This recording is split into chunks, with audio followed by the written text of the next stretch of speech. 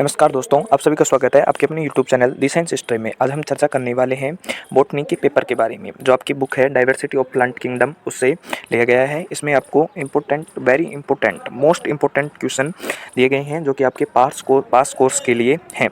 Semester first की दृष्टि से ये अत्यधिक महत्वपूर्ण होने वाले हैं। आपकी एग्जाम की दृष्टि से आपका पेपर 3 घंटे का रहेगा।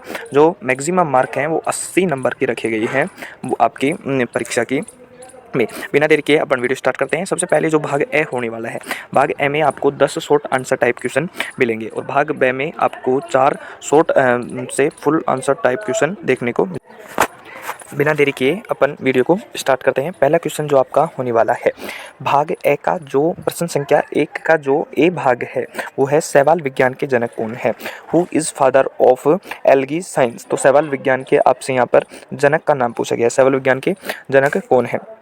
क्वेश्चन संख्या 2 आपको जो यहाँ पे दी गई है, ऐसे कोई एक परजीवी शैवाल का नाम लिखिए। जो परजीवी शैवाल का आपसे यहाँ पे नाम पूछा गया है, कोई भी एक परजीवी शैवाल का अपने को नाम बताना है। प्रश्न संख्या 3 में आपसे पूछा गया है, कारा के मादा जननांग का नाम लिखिए। कारा के मादा जननांग कौन से होते हैं, कारा के मादा जननांग का नाम लिखना है। क्वेश्चन संख्या जो 4 है, उसमें किस ब्रायोफाइटा में जैमा कप पाए जाते हैं। कौन सा ब्रायोफाइटा है जिसमें जैमा कप पाए जाते हैं।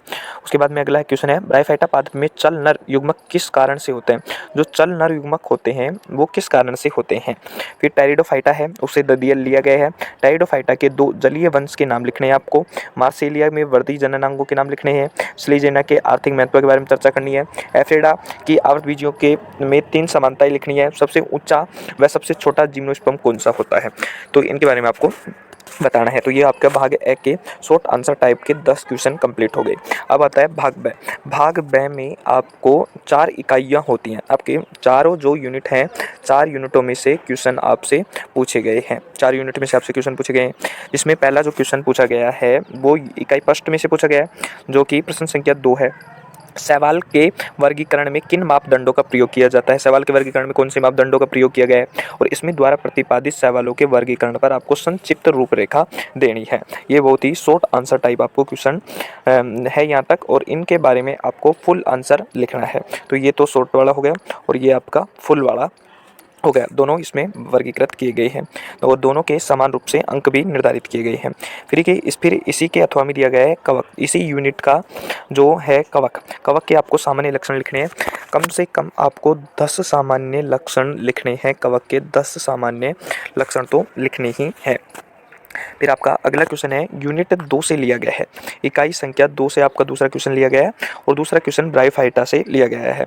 ब्रायोफाइटा के आर्थिक महत्व पर आपको संक्षिप्त टिप्पणी लिखनी है, यानी ब्रायोफाइटा का आर्थिक महत्व क्या क्या है, उनको उपयोग अपने सामान्य जीवन में अपन किस प्रकार से करते हैं और इस पर लिखनी है, और उनके से पैसे कैसे कमाए जा सकते हैं, यानी उनका आर्थिक रूप से कैसे स्थिति मजबूत की जा सकती है, और उनके बारे में आपको पूरी संक्षिप्त रूप से टिप्पणी भी करनी है।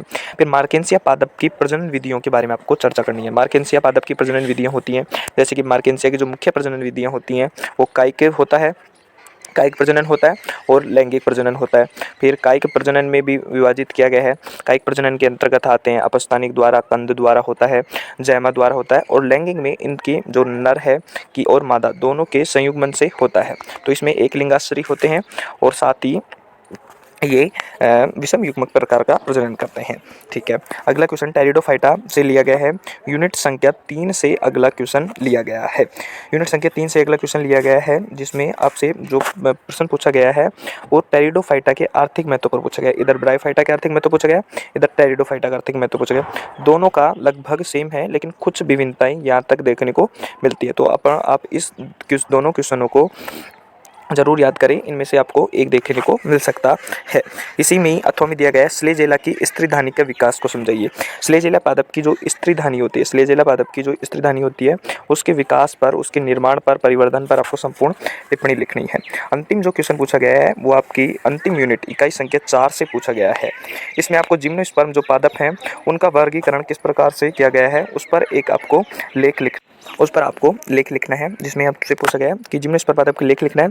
और इसी के अथवा में दिया गया है कि आवर्तबीजी पादपों में नर के विकास पर, जो नर युग्मोद्भिद होता है, बीजाणु होते हैं, उनके विकास पर आपको संपूर्ण टिप्पणी लिखनी है। तो ये आपको बिल्कुल, ये क्वेश्चन भी अत्यधिक महत्वपूर्ण है फर्स्ट सेमेस्टर की दृष्टि से। वैसे तो ये सारे प्रश्न ही परीक्षा की दृष्टि से महत्वपूर्ण होने वाले हैं, आप इन प्रश्नों को याद करके बिल्कुल पास होकर भी आपके ज़्यादा अंक ला सकते हैं। हमारी वीडियो को लाइक कीजिए, चैनल को सब्सक्राइब कीजिए, कमेंट कीजिए, वीडियोज़ को ज़्यादा से ज़्यादा शेयर भी कीजिए और नेक्स्ट वीडियोज़ पाने के लिए नोटिफिकेशन या बेल आइकन को प्रेस कीजिए। धन्यवाद।